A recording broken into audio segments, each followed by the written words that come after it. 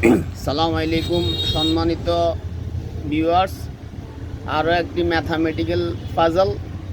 এখানে আপনারা খেয়াল করে দেখুন যে 7কে যদি 6 দিয়ে গুণ করি তাহলে 6 7 42। আবার 4কে যদি 5 দিয়ে গুণ করি 4 5 20। সেই 42-এর সাথে আপনি যদি 20 যোগ করেন তাহলে কত হবে? 62, মানে 62। সেই 62কে আবার 2 দিয়ে ভাগ করেন 31। এইভাবেই পাওয়া গেল কিন্তু 31। একইভাবে এখানে দেখুন 4 5 20।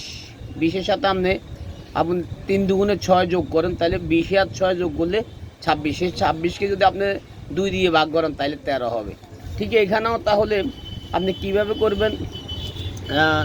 2 গুণ 8 সমান সমান 16। একইভাবে 3 গুণ 4 3 4 12।